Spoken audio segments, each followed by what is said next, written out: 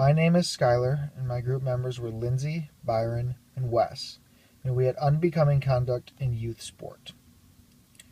So we are set up to organize a soccer league for ages 6 to 10 years old, consisting of both males and females.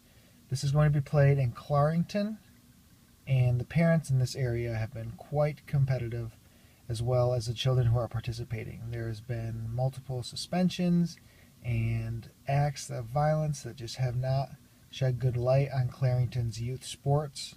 So if we continue along with these facts, there was a hockey league in this area, and there were parents that, like I said before, were banned from the league due to their conduct.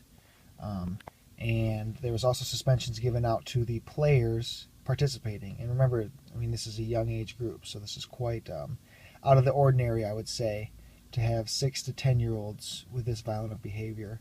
But this is mainly, we believe, because of the parents who are demonstrating their aggressive tension or just aggressive manner throughout the games being played. So our case study revolves around bringing a code of conduct to this league for all participants and spectators within the premises of this organization, within Clarrington, and just to set a standard to eliminate this aggressiveness that we've seen. And so we have a clean soccer league for youth sports and help them, develop in the future these, I would say, role models almost, that their parents can be role models for them. So some of the issues, like we have said, are players being too aggressive, and this ends up with injuries for all the other players participating. So they are endangering not only themselves, but everyone who is participating. As I've mentioned a little bit before, kids generally reflect the behavior of their parents. So if they see their parents hooting, hollering, and going crazy in the stands all game long, they're going to act like fools just like they are. So, the violent parents set obviously a bad example for the children, but not even just in the sports, but also just in general everyday life. They're going to carry over these issues into school, into their peers, hanging out on the weekends, along those lines. So, sports is kind of an example for life. All of us believe, all of us are athletes in this group. So we just have different tendencies that, that we developed along the way as athletes that have developed into our everyday life. So if we continue along with these issues, there has been parents, like I've said, suspended and thrown out of games. What kind of image is that? If you're playing down in the field and all of a sudden you look into the stands and there goes your mom being escorted by security out. That just sets zero example for you, and this gives just the league a bad reputation as a whole. So, and it would probably, if I'm a new parent that's moving into town, there's no way I want my kid playing in this league.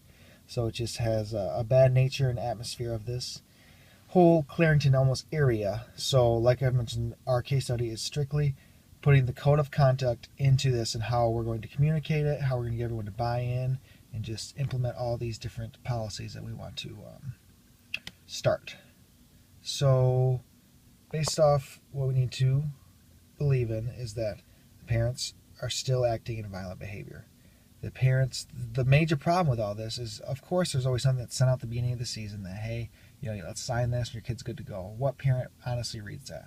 It's no different than the terms and conditions. No parents or no kids or anyone really is reading what is being said or being written in that. So overall, it's just being not known from the get-go. So spectators really don't provide the players with any sort of positive experience because they're all ruining it themselves. There's no respect for the opponents.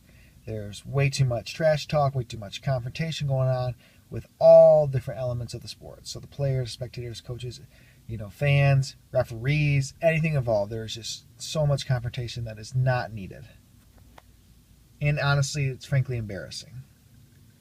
So some of the alternatives that we could go with, solutions would be have the parents attend a seminar, before the season starts, where, hey, this is what's laid out, this is the new rules that we're implementing, this is what's going to happen in this soccer league, and if we don't see that, then there's going to be, penalty bans that we talk about at the bottom here.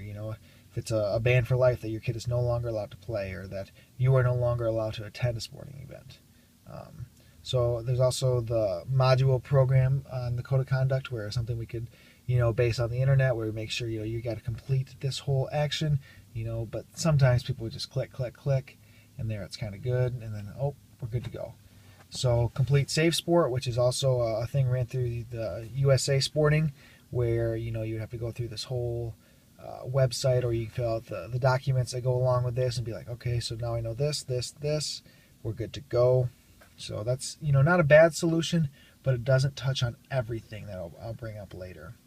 So, if we evaluate these a little bit like I talked about, so they'll be able to learn, the parents will obviously, this is mainly for the parents.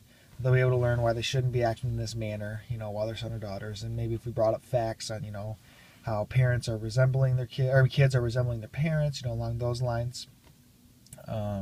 So, if we have something like those clinics or modules that they need to complete, I truly do believe it would result in, avoiding, injuries, violence, fighting, just all in general. I think you would definitely see a decrease, but you need the parents to buy in. So, overall, if there's a true evaluation of these, if we lined up, stats of how many people were injured in the league last year compared to this year, or how many, bad fan experiences there was, if you just, took a tally of that throughout the year to see how this code of conduct really did make the impact on the next year, in the Safe Sport Clinic, if we had all that go along, then there could be some positive, numbers that come out of this. So our group's best solution is kind of a combination of all these elements. If we have that code of conduct distributed to each family via email, so they are getting it, boom, there it is, good to go. It obviously requires them to bring it in and get it signed. But if it's just distributed, it's there to go. You can refer to it. There's no way they did not receive this. So it's there. You can retrace this. Everyone, hey, we sent this to you in September. The league started in October. Why aren't you following these rules? So it's something for us to be like, hey, we took care of this. You should have known. It's on your end that you needed to follow this. But we don't want to obviously leave everything up to them. So we want to require the parents to attend a clinic twice a season. We're going to have these, every month. So we understand people are busy and parents are busy, but these are going to happen monthly, and you need, in order for your son or daughter to participate, to attend two of these throughout the season. So, and then at the end of the year, if you do not participate in those, your child would not be able to play the following season.